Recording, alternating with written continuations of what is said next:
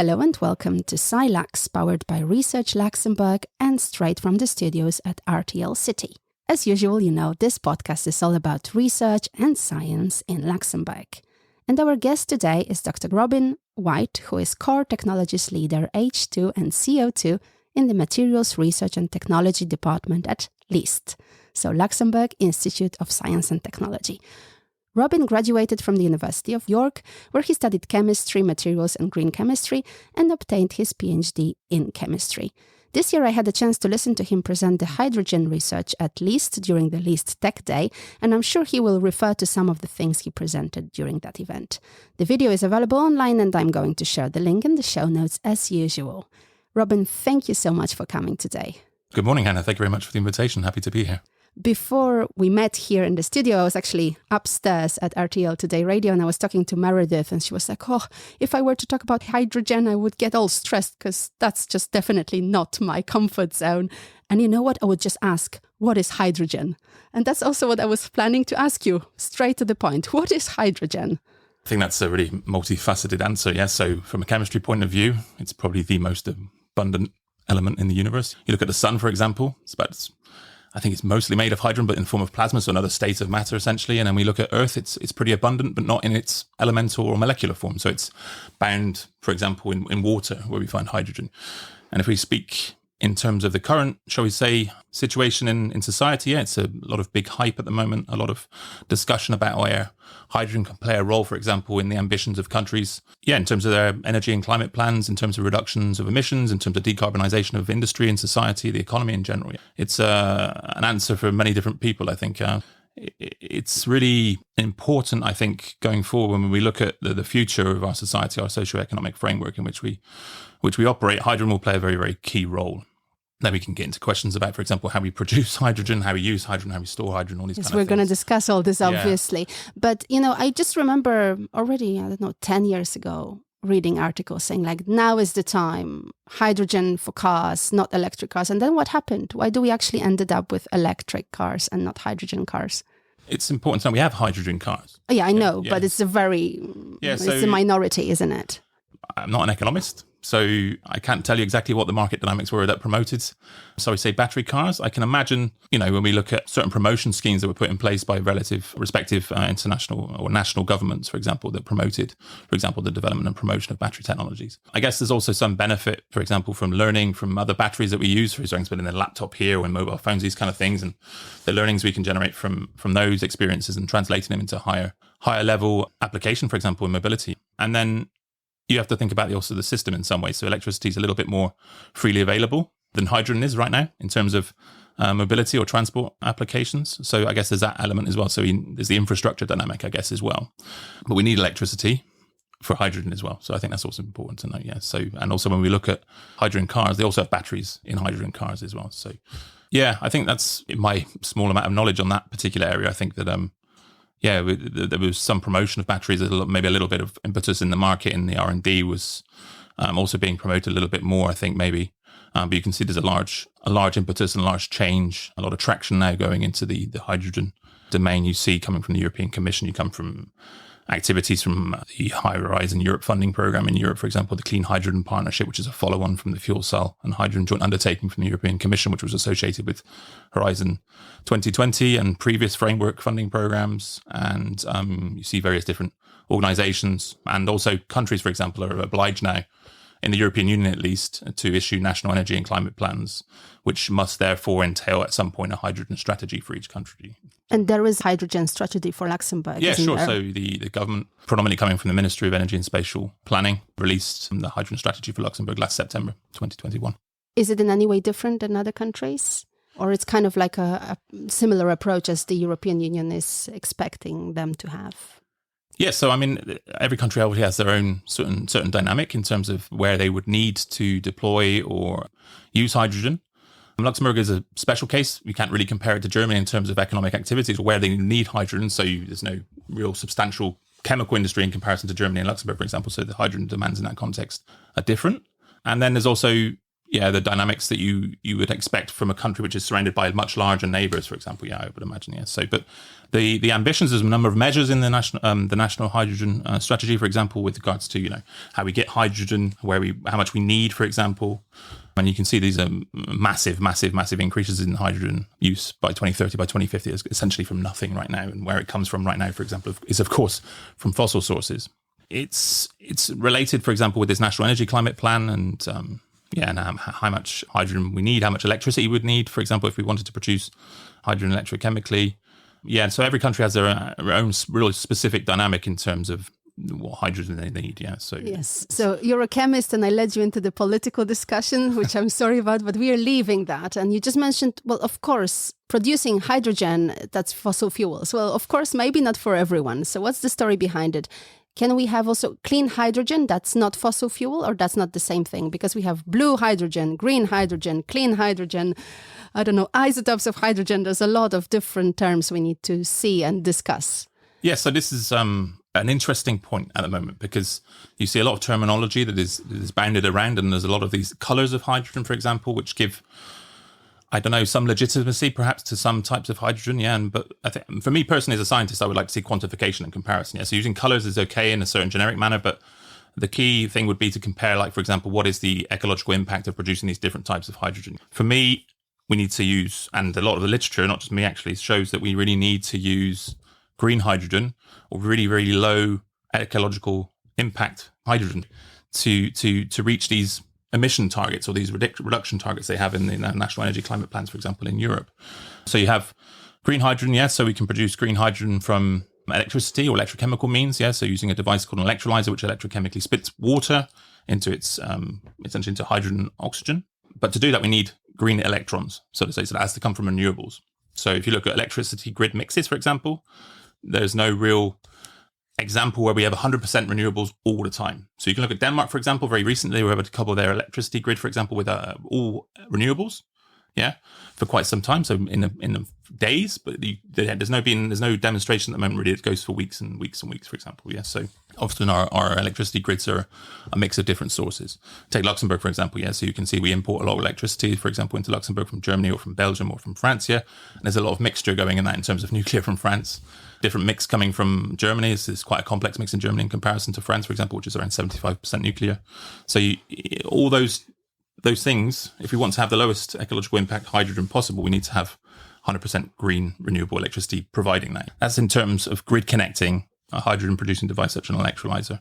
You can also have off-grid and have dedicated wind or solar power, for example, to provide that. But there's a whole different discussion about costs in that, what that means. So you need to have a certain levelized cost of electricity, so the actual cost of your kilowatt hour, for example, and that relates obviously in the context of your OPEX or your operating costs for the production of your hydrogen. And then as we look at different colors, for example, yeah, so we have this discussion now, brown, gray, blue, what this means. And I think blue is a little bit strange in some ways, because it's using, at least in my opinion, in some ways, you mentioned I studied green chemistry, yeah. So when we look at pollution, yeah, it was always a thing in the past to say out of sight, out of mind, or dilution, just put it in the water, for example, these kind of things. Yeah. With CO2, this is essentially taking waste gas streams from whatever sector and putting them into geological formations, spent wells, for example, in the North Sea, and leaving the CO2 there. So again, this is out of sight, out of mind, yeah. And in some ways, it would be better to avoid making the CO2 in the first place, yeah, because you have to transport all that CO2, you have all that infrastructure associated with putting that CO2 into place. But actually what you see at the moment is the CO2 actually that is being trapped and alleged to be stored is actually being used in what they call enhanced oil recovery applications. So actually at the moment, it's kind of promoting the further or slightly more efficient extraction of fossils. So it's kind of counterproductive. But at the same time, we probably have to use, shall we say, some organics to produce hydrogen. Yeah. So at the moment we use methane, typically speaking. It's a lot of coal gasification as well, but we use methane to produce hydrogen for a process called steam methane reforming. And this produces, concomitant amounts of CO2, which we then have to essentially separate from the hydrogen coming from the methane. Yeah, but we could, in principle, produce hydrogen also from biomethane, which is coming from biogas, for example. So manure coming from agricultural practices, we can use certain fermentation practices to produce methane. that way, and then transform the methane into hydrogen. But this, again, there's the certain, so we say, quantitative comparison that needs to be made in terms of the ecological impact, those different routes, to really provide a fair comparison. So having colours is nice, but I think really, to be honest, when you come down to it, you need to have that quantitative comparison.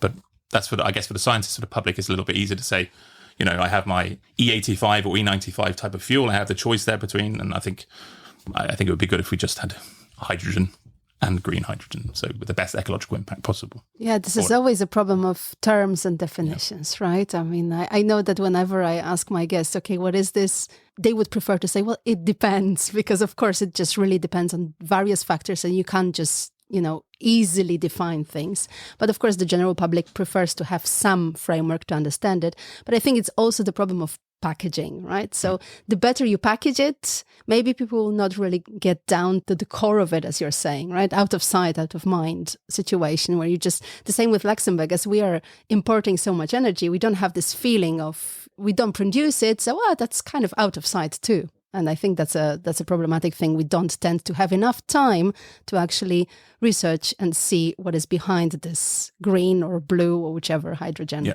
I guess. Okay, before we go on, I know you prepared pub quiz question for our listeners, of course, related to hydrogen. If you could ask the question, and listeners, please remember that the answer to this question will be at the very end of the podcast.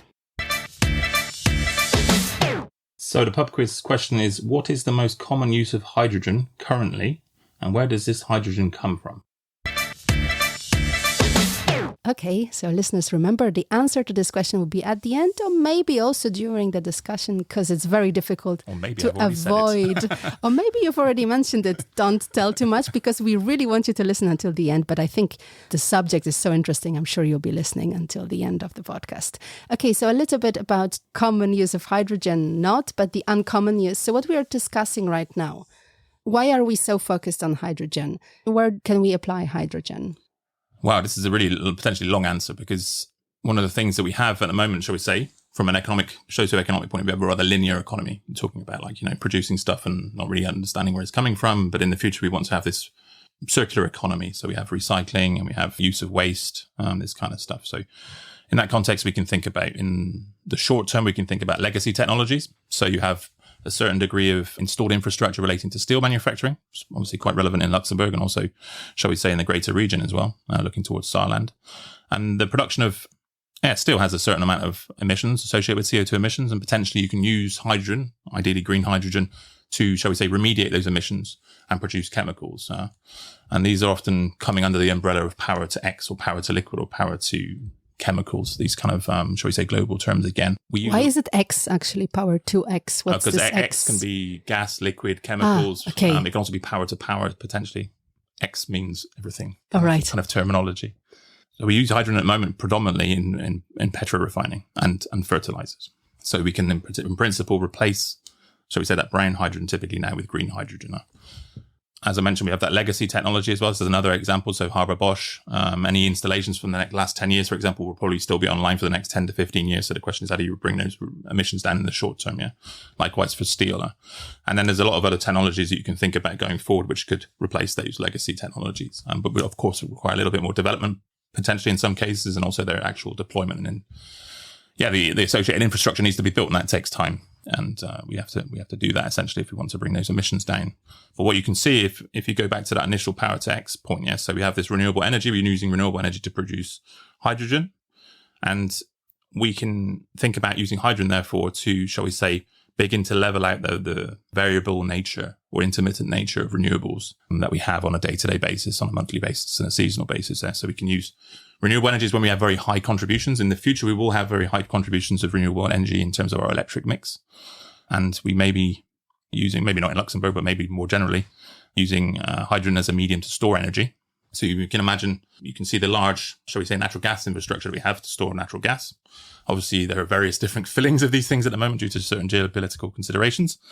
But in the future, we can imagine using hydrogen to buffer that intermittency. Yeah. So therefore, when we need it, we can convert the hydrogen back into electricity if we wanted. But then you go on downstream, shall we say. And as I mentioned, you could use the hydrogen to remediate waste gases coming from industry. So this is beginning to look a little bit like coupling of different sectors. That's the terminology that a lot of people use. It's called sector coupling. So you begin to link sections of the economy which were inherently separate in the past. Renewable energy, or energy is the energy sector with steel, and then with chemistry, because the product is coming potentially as a platform chemical when you remediate that waste gas with hydrogen to something like methanol, which is 100 million ton per year, or a little bit more, 100 million ton per year kind of platform chemical for the chemical industry. And that will have a reduced ecological impact because of the way we're producing it. Yeah. I didn't mention cost at this point, but that's another discussion. And then you can have, for example, those other different connections. Yeah. So you can think about, as you mentioned already, hydrogen going into the mobility sector, how that is actually done, whether that includes personal mobility in terms of cars or it relates to logistics, to be determined, I would say. There's also aviation to consider. And there's all different dynamics in terms of short-term, medium-term, and long-term targets to be made in terms of emissions in those respective sectors, but also with respect to what are the best technologies and the viability of technologies to reach those emissions targets going forward. Yes. So have I forgot anything? There's a lot of applications. Yes. So it's mind-boggling, honestly. I mean, how do you remember all this? And it's just really understanding a lot how the world works, because you want to, as you said, couple the sectors. So you want to understand where you need the energy and how you can use it somewhere else. The idea would be to have a renewable production of hydrogen, for example, coming from renewable electricity or green electricity, powering an electrolyzer that splits water into hydrogen and oxygen. And then you have hydrogen, and then you can convert that back into electricity using essentially the inverse of an electrolyzer called a fuel cell. And that essentially combusts electrochemically hydrogen with oxygen, or with air, in this case, a terrestrial application, back into an electrical current, electricity, essentially, yeah, which you can then use to drive a motor. And that's essentially what I was referring to in terms of the mobility option. You have that, therefore, in terms of a truck, a car, and maybe even planes in the future. Yeah, I think that's probably the fuel cell. But okay, I know this is cool knowledge, and I should know that, but well, I don't remember anymore. What is an isotope, and how many isotopes of hydrogen do we have? So there's 3 isotopes of hydrogen. So you have hydrogen in its classical sense, 1 proton, 1 electron. And then you have deuterium and tritium. These are what are found typically, shall we say, in a terrestrial context in heavy water, which are used in typically in nuclear applications or some medical applications, for example, these isotopes or these heavy waters. And essentially what happens is that you change the number of protons or neutrons in your nuclei of your atom, yeah? And it just makes them slightly different, shall we say, physicochemically. So it gives them different properties, yeah? So the way they behave, you can see, take an example for radioactive or radiocarbon dating, for example, in determining the life or the age of something, yeah? With carbon-13, this is a different isotope than carbon-12, which is the most common, and has a slightly different mass, and not very common, I would say, these isotopes. Yeah, they're somehow important for those applications that I mentioned, yeah? So in terms of the nuclear industry, these kind of things, heavy water, these kind of things, yeah.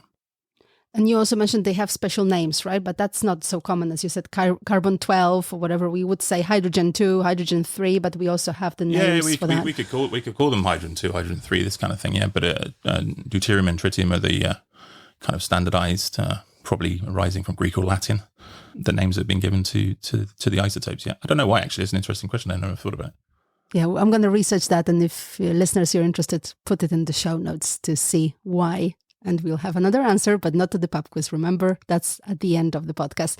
Coming back to the hydrogen itself, of course, you also mentioned there is the problem of storage. Problem or not problem? So how do we store hydrogen right now? Yeah, there's again, a lot of options in terms of storing hydrogen. And these kind of relate to what we're doing now, what we could do, and what is kind of envisioned, shall we say. Yeah, so inherently what we do now is we produce hydrogen. It's a gas. Yeah, so it's completely different physically, shall we say, to a liquid. And depending on the application, we want to compress it. So we compress the gas to increasingly higher pressures. Why do we want to compress it? Because when it's a gas, we need to have a higher energy density, essentially. Yeah, so you need to kind of reach a reasonable compromise between your volumetric and your gravimetric density. Obviously changes in terms of when you're compressing it, you're inputting energy. So the actual net energy content of hydrogen at the end slightly changes, but that's not too much of a problem. So when we compress it now, we normally store it in storage containers. And we normally do this at high pressure, yeah. So this can range from 30 bars, 350 bars, 700 bars, and it depends really on the application, yeah. So if we're thinking about a mobility application, kind of the standardized storage pressures at the moment are 350 and 700 bar.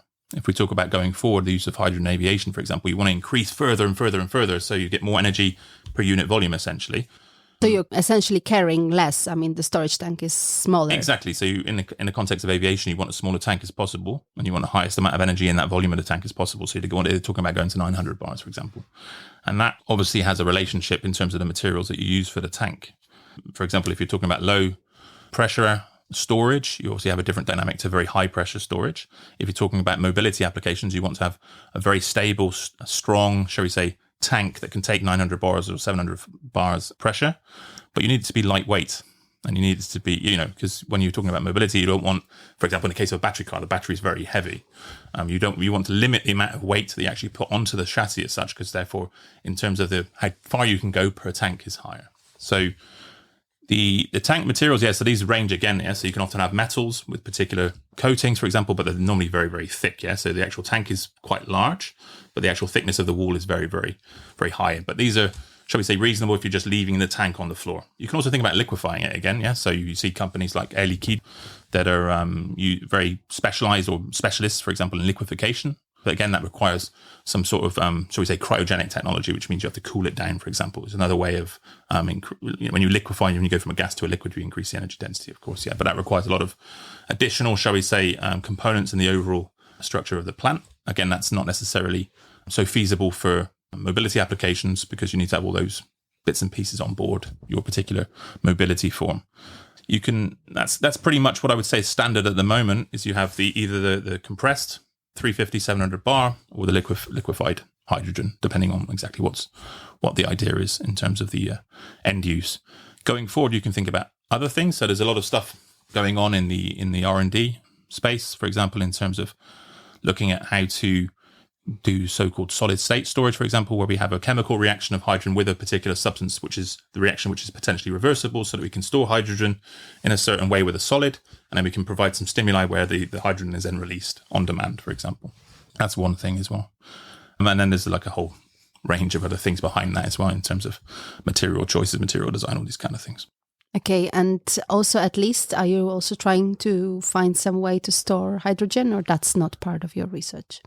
So in my job, I'm kind of strategizing and leading, shall we say, the innovation in this hydrogen space for LIST, and relating what competences we have in the materials and research and technology department, and to see where we can find our so-called niche, or the gaps. It was mentioned in another podcast a couple of weeks ago. I think it was like, trying to identify the gaps where we can use our competences and our knowledge to bring value in terms of innovation. So in terms of hydrogen storage, at the moment, specifically, we're not doing, in terms of physical or solid state storage, not so much.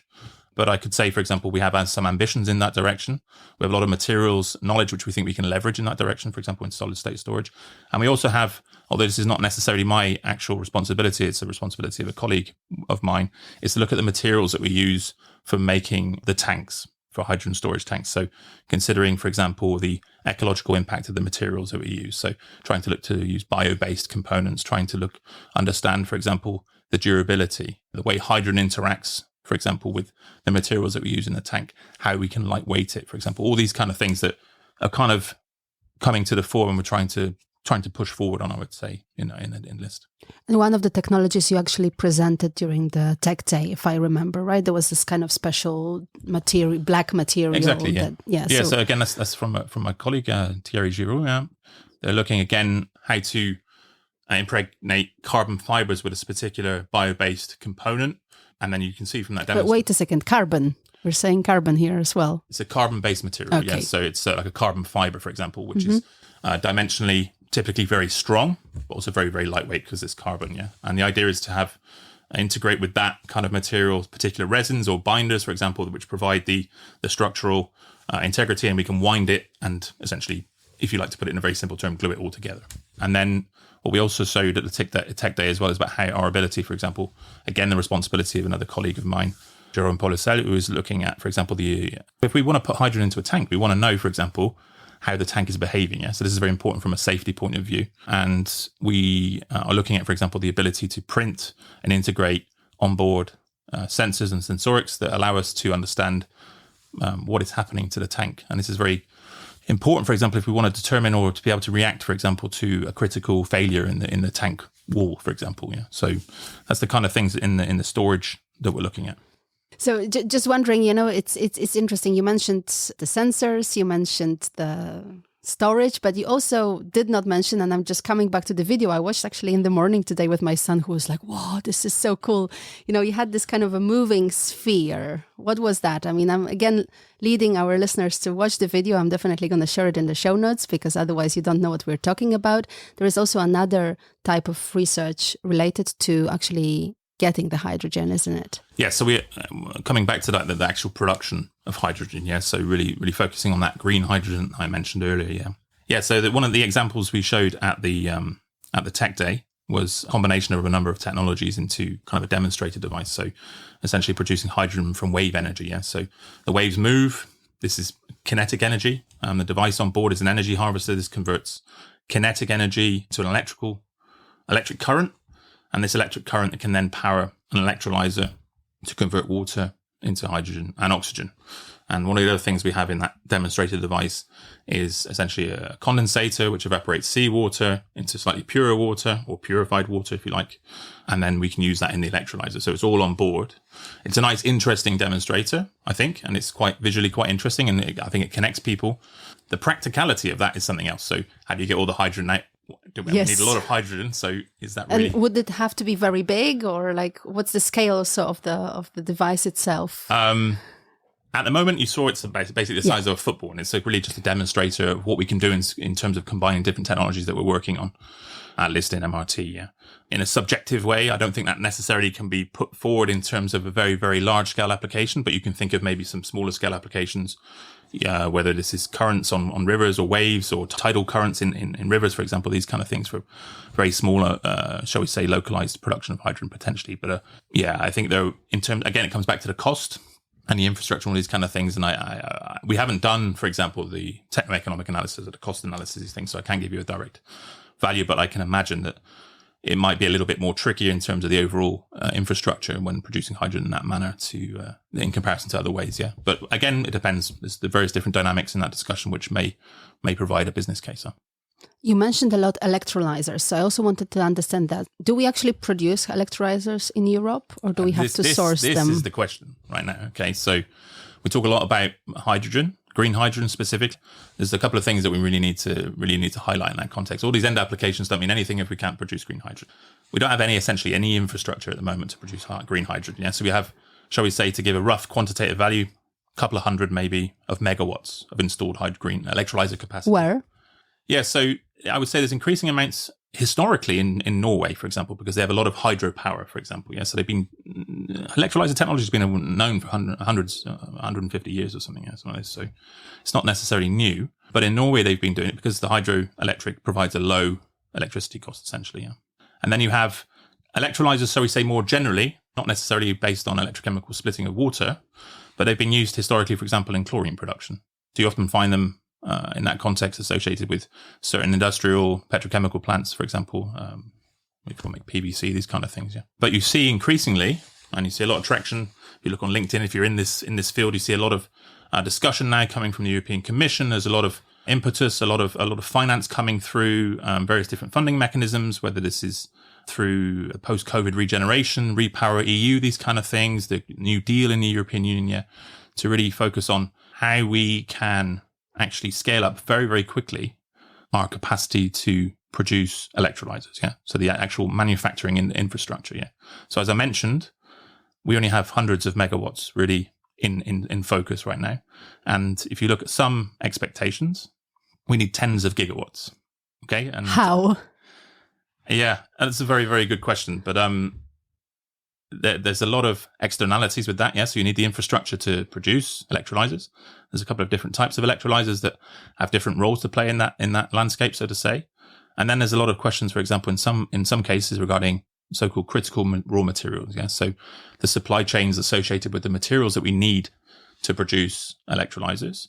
And then there's also some certain questions as well as are certain modes of electrolysis actually currently fit for purpose. So there's various different types of electrolysis or electrolyzers, some which are in terms of market proximity available. Yeah. So I mentioned in Norway, they were using classical, what they call alkaline electrolyzers. There's some discussion about this as well, but they don't necessarily behave so well when you put them on a renewable energy load. So renewable energy load has a certain intermittency, goes up and down. So I'm waving my finger around in the air right now for people who can't see me. Whereas there's other technologies that maybe can behave better in that mean. And when I say behave better in terms of durability, in terms of degradation behavior, in terms of ultimately what the levelized cost of hydrogen will be at the end from operating on renewables. But like that would be, for example, a so-called proton exchange membrane-based electrolyzer. So it gets very technical now. But what I wanted to highlight is that we know this technology. You can buy this technology, but we only produce this, as I said, in very, very small device volumes. And the cost of hydrogen that we produce from those devices, if you look at the International Energy Agency projections, for example, they're quite high. So we're talking like, I don't know, above $5 per kilo. We should be aiming, or the ambition at least, coming from the Department of Energy in the US, is to have $1 per kilo. I don't know. I think by 2030 is the ambition. So yeah, it's quite a big challenge. But with the PEM particular, with the proton exchange membrane electrolyzer, we get into a very interesting discussion, because if we need those tens of gigawatts of installed capacity, I mentioned supply chain issues with critical raw materials. So a PEM electrolyzer will use platinum and iridium. These are so-called platinum group metals, and they're only available in a certain amount terrestrially, and they're also only available in certain geographical locations. So you see a lot of discussion. I'm involved in myself in a discussion, for example, at the so-called Hydrogen Europe research, which is part of the European Commission activities regarding hydrogen, to discuss what this means. Yeah. And in my previous jobs, we've also looked at this in terms of what it means in terms of iridium consumption, because we need this in a lot of other stuff as well. So microelectronics, all this kind of stuff as well. And if I remember correctly, if we begin to, and this is before the crisis that we have now, so this has reframed the discussion and actually increased probably the amount of hydrogen or electrolyzer capacity that we need in the European Union. Shall we say, before this crisis, we were looking essentially of consuming just in Europe, basically all the iridium production to deliver all the electrolyzer. Yeah. Right, yeah. So global warming is not European warming, it's global warming. Yeah. So we need to think about what that means in terms of how do we either reduce the amount of iridium that we use, or can we find substitutes from a materials point of view that provide the same performance? Or do we need to think about different technologies, or do we think about different modes of electrolysis where we can bring more viable large scale development and manufacturing, essentially. Yeah. So that was another thing that maybe leads into relating back to the Tech Day as well. So we also showed at the Tech Day another demonstrator regarding photoelectrochemical water splitting. And this is very interesting, because at the moment, if you think about it, we have the ambition to have very high renewable energy electricity production capacity. So you can imagine fields or on houses of solar panels, for example, and then these would all be coupled to electrolyzers. And what we're working on is essentially quite an elegant way of integrating, for example, the photoactive, so the shall we say, the PV or photocurrent element with the electrochemical behavior that we see in electrolyzers, so we combine them all into one device. So we don't need a solar panel, we don't need an electrolyzer, we just have one device, which when illuminated with natural light, for example, it can essentially split water into hydrogen and oxygen.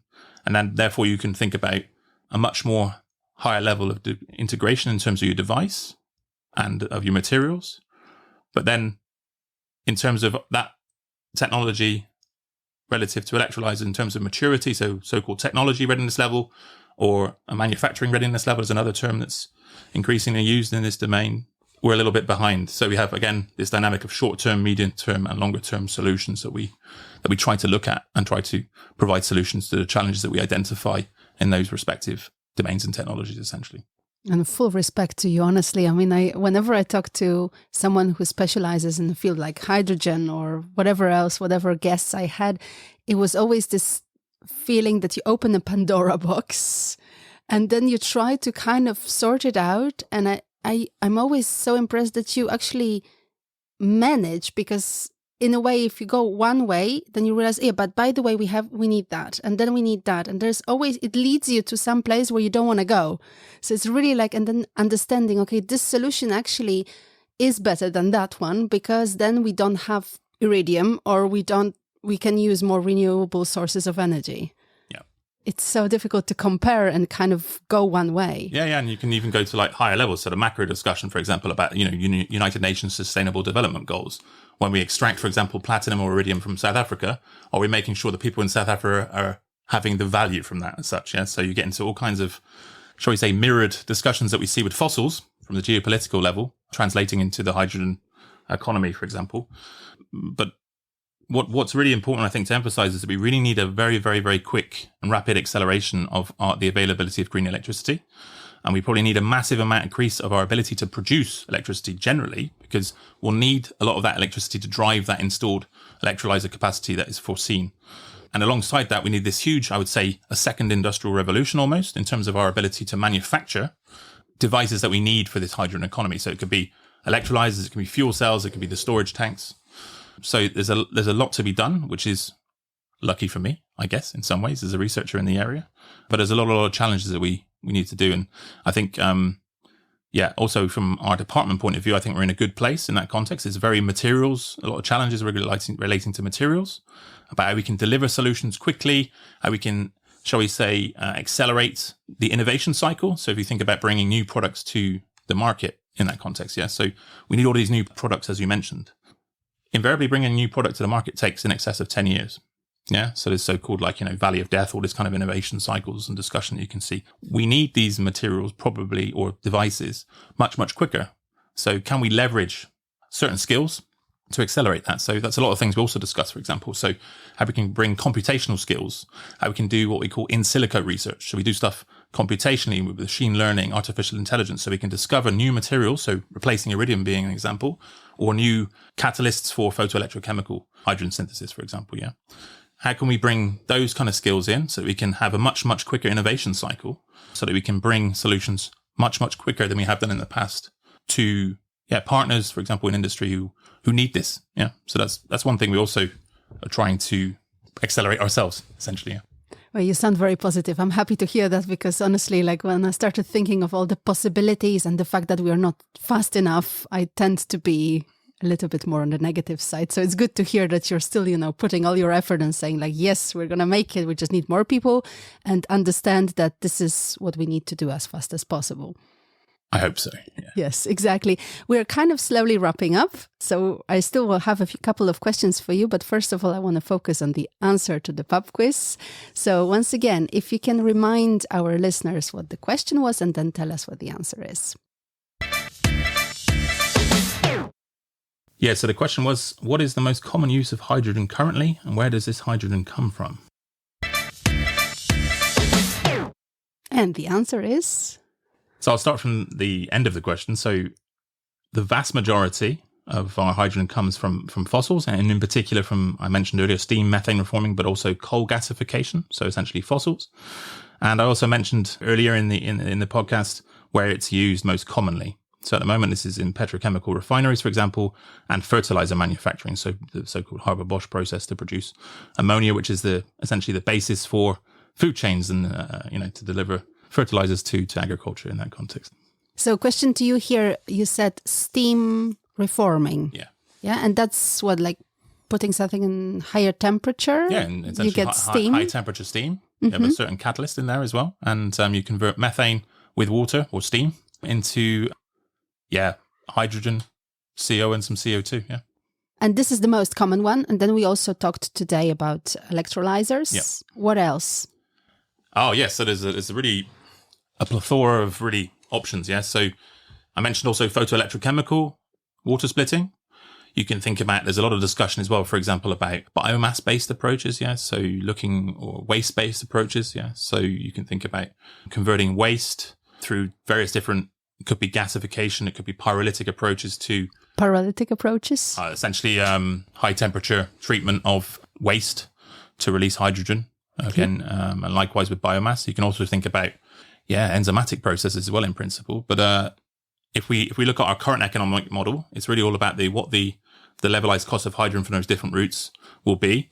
And of course, in different markets and different geographical locations, they'll have different potentialities. Yeah? So you can think about biomass abundancy in Canada or in Sweden. You can think about solar-based approaches perhaps in Southern Europe or North Africa, these kind of things. And then producing hydrogen from waste, I think, is probably a short-term to medium-term solution, maybe. But ideally, we don't want to be producing waste. So it's a bit of we want to have everything kind of valorized. I also think about biomass and waste as well in terms of producing hydrogen, because a lot of these things have a lot of functionality, chemical functionality, which we would like in principle to keep, which we can maybe use for other things. in terms of the chemical industry. But I think, again, it depends. There's a lot of dynamics in terms of the market about where we want to remediate waste. If we have waste biomass or biomass, which we can only, or it provides such a good business case to produce hydrogen from biomass that we do that. But as I mentioned, for example, the predominant probably going forward will be electrolysis, I would say. Okay. And again, I'd like to emphasize this point. We really need a massive increase in the amount of electricity and green electricity available for that as well. So you see a lot of talk about green hydrogen, but there's not so much about where we're going to get all the electricity from necessarily. I mean, it's kind of in the background, but we really need to emphasize that because that's the first thing to do, I would say. But we do discuss renewable energy sources a lot, don't we? Yeah, but in terms of the contribution to the energy mix or the electric mix, for example, in Luxembourg, it's very, very small. We need to rapidly, I say very small, it's not true, but we need to rapidly get that up towards 100% as quickly as possible. Yeah. And even go beyond our current demand for electricity. So we have ambitions, for example, to increase efficiencies and reduce our energy consumption or electricity consumption in general.